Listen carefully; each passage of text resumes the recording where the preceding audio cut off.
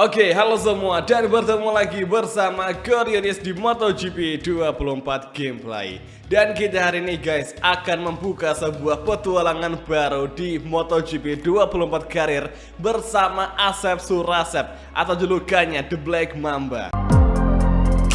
So complicated when it hurts.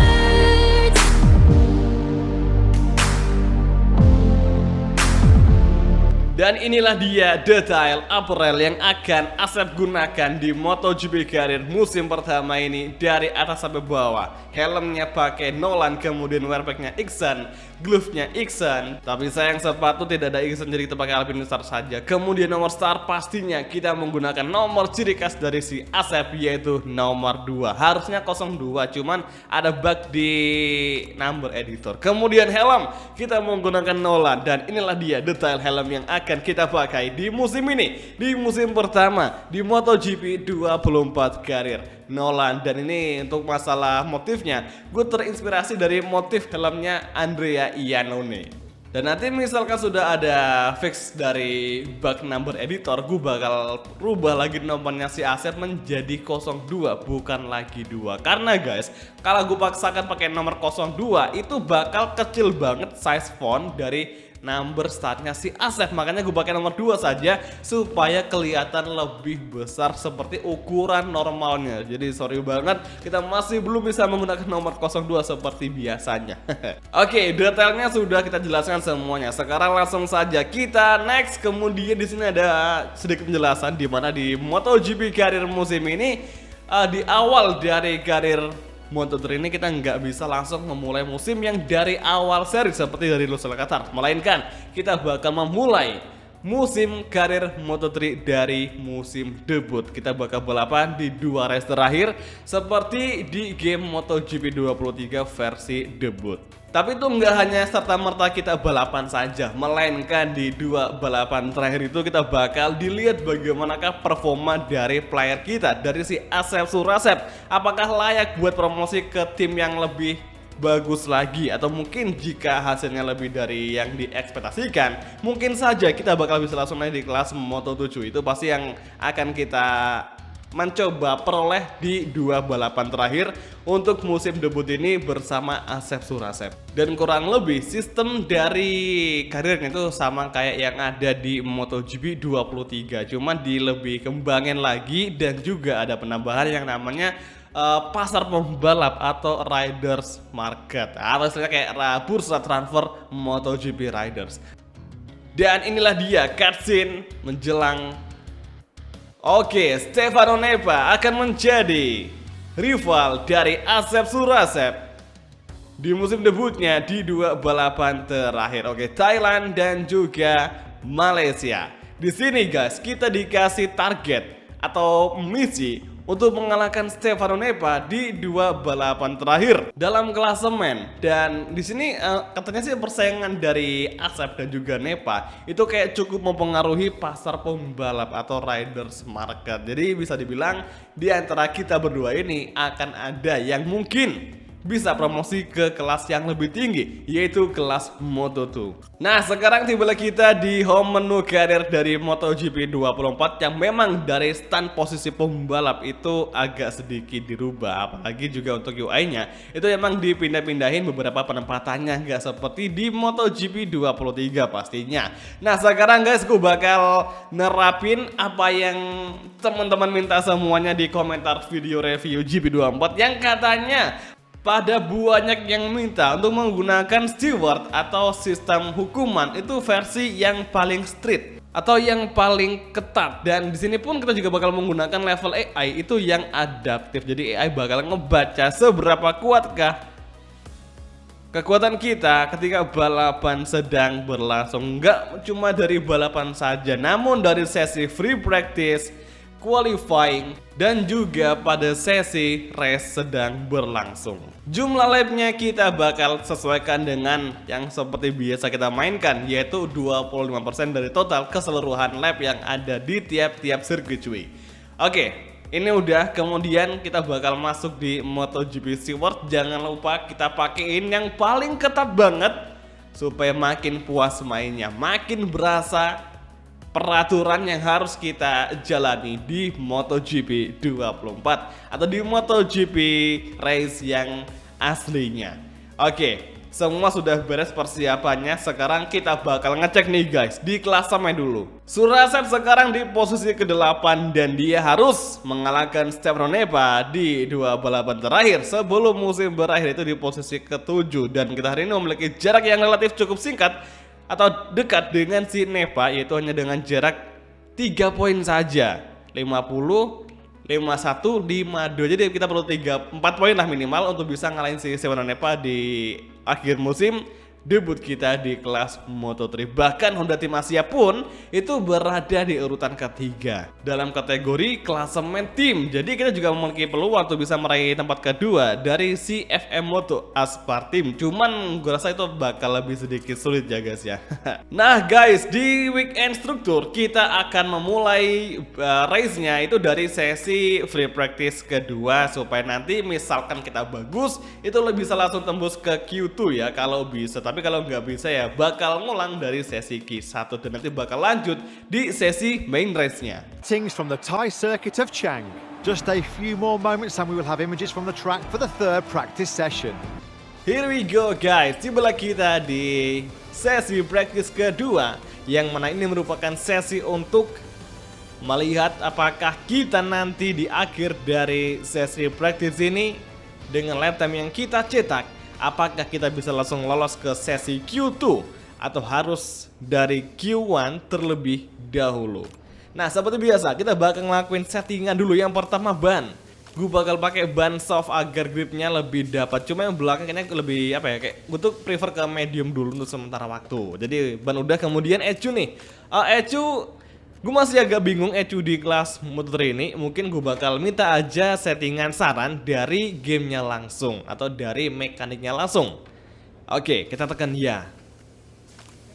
Nah jadi TJS nya 2, kemudian rem mesin tuh di angka 3. Jadi kan di kelas Moto3 ini untuk perputaran mesinnya itu tidak segede MotoGP, makanya kita pakai TCS 2 pun masih bisa untuk mengatasi. Dan sekarang live session kita akan coba cepetin dulu. Gue pengen lihat nih kira-kira berapa lap time yang dibikin sama Adaptive AI untuk sementara waktu di sesi praktis kedua. Oke, 1 menit 45 detikan rata-rata. Dan 10 besar semuanya lap time-nya di angka 1 menit 45 detikan. Oke, kita bakal stop sampai sini dulu, kemudian kita cek dengan sesi sebelumnya. Oke, di sini ada perbedaan.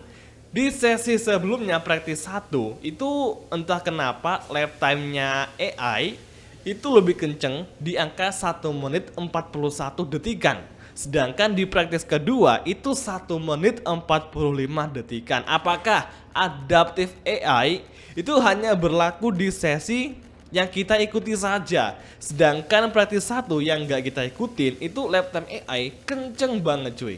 Nah ini masih menjadi PR nih buat milestone, misalkan emang ini bug, jadi gitulah. Nah sekarang kita bakal coba tuh masuk ke track, dan misal nanti kita punya lap time tidak sampai di angka 1 menit 41, otomatis kita akan masuk ke sesi Q1 terlebih dahulu guys. Ya meskipun nanti di sesi praktis kedua ini kita jadi yang tercepat, tapi ya let's see aja kira-kira apa yang bakal terjadi. Oke lah, ini merupakan first time ever kita menjajal motor di kelas Moto3 dengan 250 cc. Ngelebar cuy. Oke, kita brakingnya tuh harus lebih belajar lagi nih. Ya mungkin nggak jauh berbeda sama GP23, tapi adalah sedikit perbedaan yang ngebikin kita harus latihan lagi dengan pengereman yang ada di kelas Moto3 ini. Oke, ini mungkin efek karena kita menggunakan rem mesin yang di angka 3, jadi agak suka loss nih kalau kita cuma ngadelin engine brake doang. Karena biasanya kalau kita lagi main di kelas MotoGP itu gue pakai engine brake yang versi paling full supaya rem mesin juga berguna cuy. Supaya rem mesin kayak bener-bener berguna banget kan. Oke. Kita mungkin agak sedikit salah juga braking point, tapi it's okay. Ini putaran pertama kita di kelas Moto3 ini. Apakah kira-kira Asep bisa menebus kesalahannya nanti di lap selanjutnya, di lap kedua? Dan sementara aku riders yang menjadi pemilik lap time tercepat ini ada si David Alonso. Dan guys, ini ada sedikit hal yang pengen gue bahas, itu di grafiknya, di bagian jarak yang cukup jauh dari POV kita, itu kayak ada kabut-kabut yang menghalangi bangunan tribun dan juga pepohonan. Nah itu guys, itu juga merupakan suatu update yang baru saja ada di MotoGP 24. Gue lupa apa namanya, tapi jelas tuh kayak benar-benar berpengaruh banget karena di F1 pun itu juga sudah ada dari dulu. Jadi ini merupakan fitur yang cukup bagus juga, atau upgrade yang bagus juga, improvisasi yang bagus dari Milestone. Jadi itu di bagian tribun kayak ada kabut-kabutnya yang bikin tambah realistis. Itu yang gue baru notice di MotoGP 24, ternyata itu juga diimprovisasi. Karena di sebelumnya, di MotoGP game franchise sebelumnya, itu juga sama halnya kayak gitu cuy. Oke, sekarang kita langsung aja fokus untuk lap time atau di putaran kedua ini. Ini baru sesi praktis, kita masih benar-benar latihan banget nih. Kira-kira bisa nggak kita sampai di lap time yang sama dengan praktis sebelumnya, 1 menit 41. Oke, gap hijau guys, semoga aja bisa. Minimal kita harus nyentuh di angka 1 menit 42. Gua agak ragu tapi ya kita coba aja, bismillah semoga bisa. Oke, entry corner dengan gap kita kepangkas 0,390. Kita agak melebar dari racing line yang seharusnya. Oke, exit corner G3, oper ke gear 4. Kita mentokin sampai limit. Di sektor kedua, apakah kita bisa lebih kenceng lagi? Oke, entry corner, tikungan keempat, gas kembali, dan sektor kedua berapakah gapnya? Oke, nice. Kepangkas 0,837 dari lap time kita sebelumnya. Oper ke kanan. Oke, turn 7. Oh, agak menginjak rem kawan-kawan, sorry banget, kita agak sedikit ngebuat mistake. Entry kembali. Gas kembali, oke, tikungan ke 9 dan gap kita agak sedikit menurun waktunya. Kemudian kita banting ke kiri. High speed corner, last sector, turn ke 11. Oke, here we go. Back right. Menuju braking zone, tikungan terakhir kita braking di papan sponsor ujung dari Petronas. Oke, last corner dan kita langsung gas kembali. Agak slip dan finish line. Oke, lap time kita di angka 1 menit 44 detikan. Ini udah cukup maksimal, tapi kita belum bisa nyentuh di angka lap time 1 menit 41 detikan. Berasa banget jadi rookie misalkan kita pakai lap time dari AI yang sebelumnya, yaitu di angka 1 menit 41 cuy. Gokil, jauh sekali bedanya. Nah sekarang gue gak mau kalah, gue mau coba lagi. Gue bakal maksimalin lagi di sesi praktis ini. Kira-kira apakah kita bisa lebih kenceng lagi nih di lap time atau di putaran ketiga yang sedang kita lakuin saat ini. Nah, exit corner menuju tikungan yang sangat-sangat tricky sekali, yang kapan kita nginjak rem pasti bakal gagal semuanya. Oke, hati-hati. Kita terlalu late break dan kita melebar. Oke, udah. Ini kita nggak bakal dapet. Otomatis kita bakal langsung aja untuk akhiri sesi praktis kedua ini. Toh juga dengan jarak yang sangat jauh itu kita kan nggak akan bisa tembus ke Q2 secara langsung. Tetap aja ujungnya bakal masuk ke sesi Q1 dan benar saja dari hasil kombinasi kita tidak ada sama sekali di sesi Q2 atau di sesi riders yang akan masuk langsung ke Q2. Jauh sekali asli. Dan kita di posisi berapakah? Kita mungkin di posisi paling akhir nih jika dibandingin sama sesi praktis sebelumnya. Nah kan bener banget di urutan ke-26 cuy. Oke lah, kita bakal langsung aja memulai dari sesi Q1 atau Q1. Kalau misalkan nanti di sesi kualifikasi AI-nya masih menggunakan adaptive AI, lap time-nya yang masih di angka 1 menit 45 detikan, itu gue jamin kita bisa tembus ke Q2 guys. Nah, apalagi kita udah ngerasa nyaman nih dengan fisik baru dari MotoGP game di kelas Moto3. Oke, ada kurang lebih 12 pembalap atau 12 riders yang akan memulai Q1 terlebih dahulu dan akan berebut 4 tempat pertama yang akan masuk ke Q2. Oke, mungkin guys settingannya gue bakal samain dengan settingan sebelumnya. Paling-paling ya cuman ganti ban aja yang baru, yang masih fresh tire supaya lebih bagus. Plus juga ban belakang kita pakein yang kompon soft. Oke, sekarang kita bakal capetin lap time-nya di live session. Kita bakal lihat berapakah lap time-nya, dan mereka rata-rata di angka 1 menit 45 dan juga ada yang 1 menit 46 detikan. Sedangkan di sesi praktis tadi kita di angka 1 menit 44 detik, yang berarti itu sudah cukup banget buat kita tembus di sesi Q2 nanti. Misalkan lap time-nya EA nanti tidak akan mengadaptifkan performa kita di akhir-akhir sesi kualifikasi. Oke, sekarang di tempat 3 teratas sudah ada pembalap yang mengisi slot untuk masuk ke sesi Q2 nanti. Nah, kita masih dalam proses nih. Nah, semoga aja nanti dalam proses kita ketika kualifikasi di sini, semoga saja tidak sampai melewati batas limit track, karena nanti kita bakal dikasih invalid lap time jika kita nginjak track limitnya. Nah, itu yang kita waspadai juga menggunakan Film Steward yang versi paling street atau yang paling ketat sekali. Nah guys, di lurusan menjelang tikungan ketiga atau sektor pertama, berapakah gap kita? Oke, nice sekali, minus 0,659. Kita pangkas lap time bola pertama dengan sangat bagus sekali.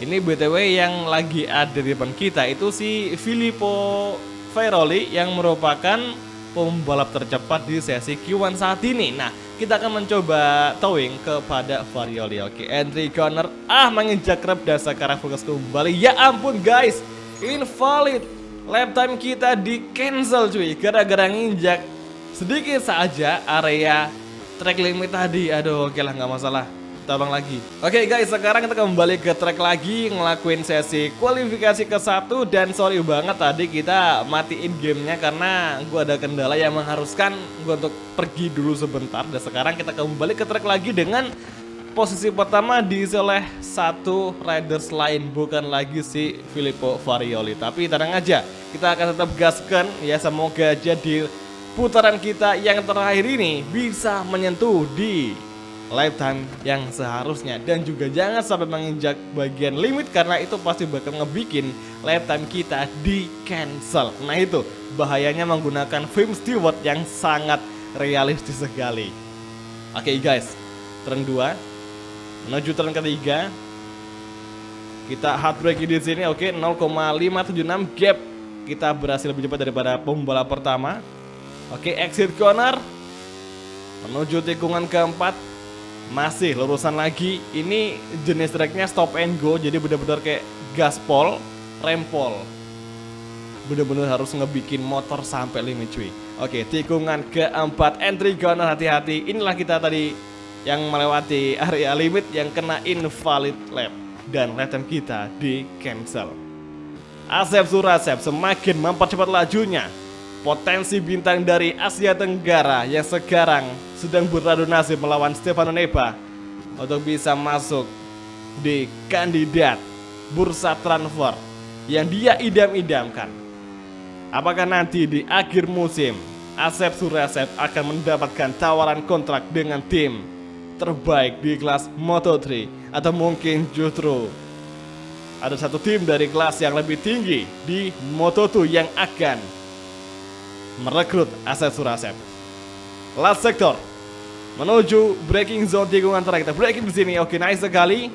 Last corner, gate 2, stay in the line, agak melebar kembali. Kita exit. Nyaris saja track limit. Dan sekarang nice sekali. Nice. Oke, lap time kita ya meskipun lebih lambat dari praktis tadi, tapi tidak masalah, kita masih tembus.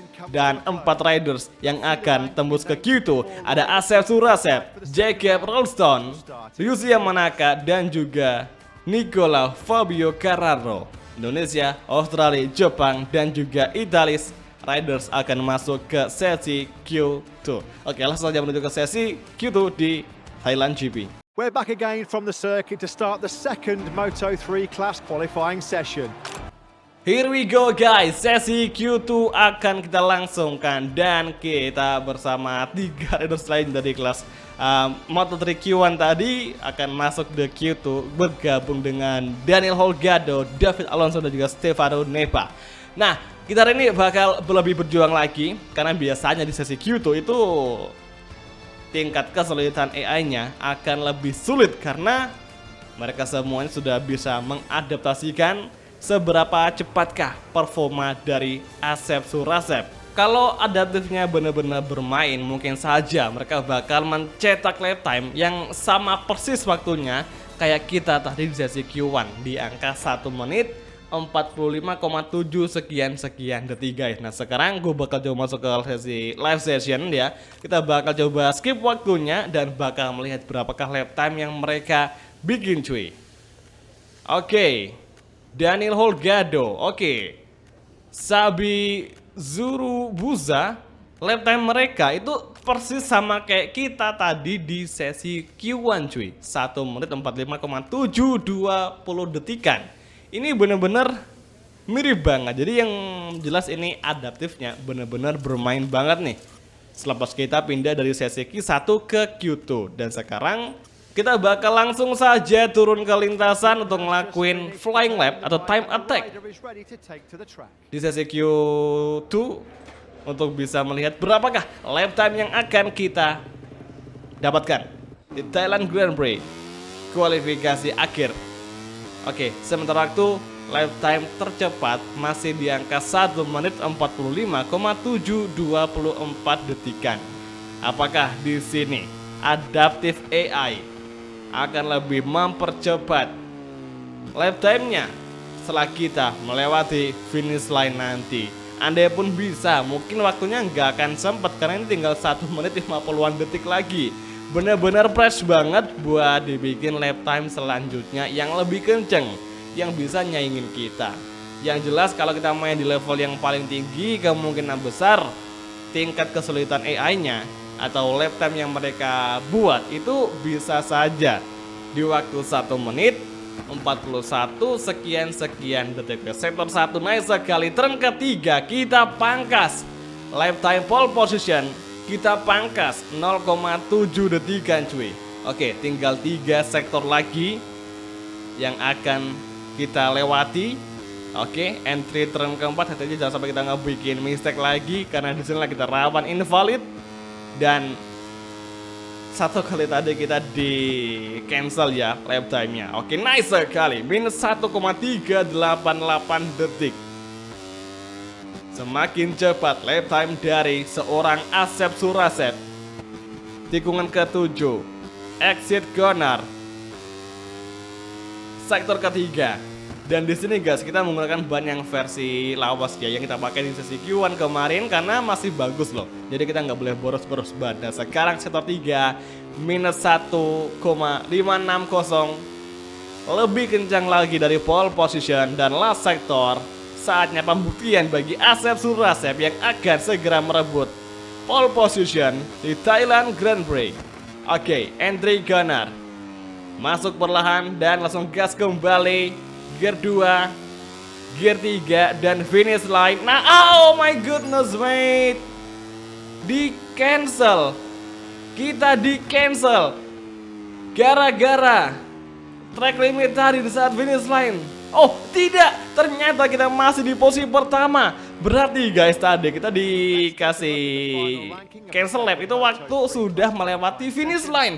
Alhamdulillah banget asli. Aduh guys, ini bener-bener kayak bikin kita spot jantung tadi. Agak kaget loh. Kita udah tercepat dan waktu udah habis, kok ada notifikasi di cancel. Aduh, ini hampir saja ngebikin kita frustasi guys. Untung aja masih sempat kita nginjak garis finish, barulah kita di invalid lap. Kocak deh. Good morning from Matt Burt at the Chang circuit. We're just a few miles from the city of Buriram, ready to bring you the Thai Grand Prix. In a few moments we'll move to the main straight to watch the start of the Moto3 race.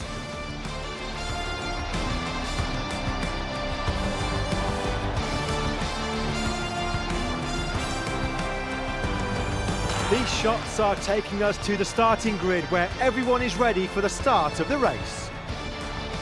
The weather is clear and temperatures are far from extreme. However, tyre wear will play a very important factor in today's race. This is why lots of riders have been using medium tyres at the front and rear. Oke, here we go guys. Sampailah kita di sesi race untuk kelas Moto3 dan ini merupakan debut perdana kita bermain dengan Asep Surasep ya, meskipun 2 seri terakhir. Dan bisa kalian lihat di sini untuk beberapa riders itu masih menggunakan motif helm yang kosong, jadi benar-benar polos karena emang belum ada update dari Milestone. Nanti tanggal 9 baru update besar dari Milestone lagi untuk memperbaiki atau mengupgrade livery-livery yang ada di kelas Moto2 dan juga Moto3 pastinya.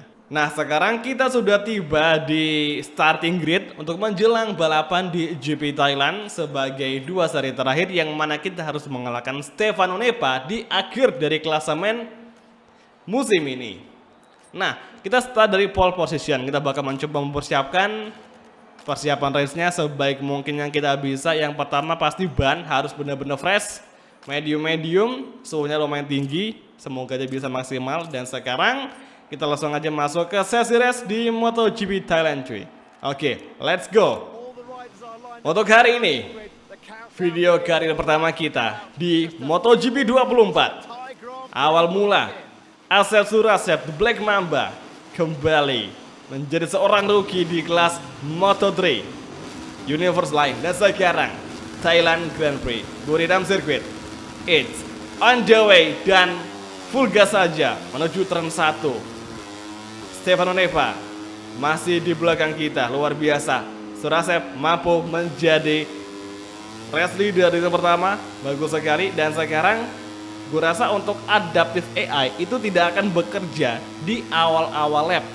Mereka mungkin bakal ngebaca dulu pergerakan kita, secepat apa kita dan berapakah lap time yang kita buat di lap pertama atau mungkin lap kedua. Nah, nanti mereka akan menganalisa, mereka bakal ngebaca semua pergerakan kita, performa kita, kemampuan kita, dan nanti di pertengahan race kemungkinan mereka bakal nyerang kita habis-habisan. Oke, lagi-lagi baru saja dimulai sudah ada Film Steward atau MotoGP Steward yang sudah bereaksi. Biasa di kelas Moto3 paling banyak banget yang namanya peringatan cuy. Dan sekarang itu di sasarannya kita udah bisa ngalahin si Nepa, tapi ini masih lap pertama. Gue yakin pasti bakal ada kejutan yang gak akan kita sadari nanti. Dan sekarang lagi-lagi Scott Ogden, Varioli kena peringatan track limit dari MotoGP Steward. Oke lah, ini makin asik ya. Semoga aja kita nggak sampai kena limit. Dan juga pastinya jangan sampai kena hukuman long lap penalty. Oke, lagi-lagi MotoGP Steward bereaksi. Kebanyakan sih di sini peringatannya itu track limit. Ini benar-benar kayak sanksi yang sangat fair sekali. Ini udah berasa kayak main F1 cuy. Jadi nggak cuma kita aja yang kena sanksi, melainkan AI juga bakal kena hukuman cuy, bakal kena peringatan. Dan ini benar-benar dibikin fair ya, tidak seperti MotoGP 23 ke bawah yang hukumannya cenderung ke playernya saja. Sekarang benar-benar tegas banget, AI pun ditegasin. Nah gitu harusnya, mantap banget kan. Nah sekarang kita udah masuk lap kedua, gap kita 1,5 dari David Alonso, itu masih jauh sekali. Mungkin mereka masih ngebaca. Nah nanti misalkan gapnya itu tiba-tiba ngedeket, itu otomatis bisa kita bilang adaptive AI sudah membaca pergerakan kita. Oke, yellow flag berkibar. Ada tabrakan atau crash insiden di tikungan tadi. MotoGP Steward muncul, 3 riders terlibat insiden tersebut. Aduh guys, kita kena, oke, tidak kena penalti atau tidak kena peringatan. Oke, gue mulai paham nih. Nah, mungkin tadi waktu kita di sesi kualifikasi itu kena peringatan, mungkin karena kita kayak waktu abis nginjek area hijau langsung kembali ke lintasan. Itu mungkin yang ngebikin MotoGP Steward melihat kalau kita lagi nyolong dan itu kita lagi kayak memanfaatkan melebarnya kita tadi. Tapi kalau kita terusin kayak barusan, itu malah justru MotoGP Steward tidak ngebaca. Mungkin saja mereka ngebaca kita lagi ngelebar dan kita lagi belum bisa tuh masuk ke lintasan lagi. Oke, sepertinya yellow flag berkibar lagi guys. Lap kedua dan sekarang last corner Menuju lap ketiga sepertinya gap dengan riders di belakang semakin dekat. 1 detik, tidak lebih. Gap dengan riders di belakang. Lap ketiga, Adaptive AI sudah mulai membaca pergerakan kita. Oke, let's see. Kita bakal melihat bagaimanakah Adaptive AI bekerja di sini. Lap ketiga berlangsung, AI mulai kembali menyusun sebuah strategi. Tapi kita pun juga tidak akan tinggal diam. Kita bakal maksimalin potensi dari Asep Surasep di sini. Exit corner tikungan ketiga menuju tikungan keempat. Masih di angka 0,9 gap dengan AI. Naik lagi di angka 1 detikan. Oke, David Alonso kembali mengambil tempat kedua dari Colin Vejer. Oh, tapi sekarang malah Suzuki yang masuk tempat kedua. Oke, Tatsuki Suzuki dan juga Colin Vejer itu lagi berebut tempat kedua. Dan kita masih cukup aman di tempat pertama. Tapi kayaknya nggak akan lama. Mereka bakal ngebaca lagi pergerakan kita dan pasti bakal mengimbangi kita secepatnya as soon possible.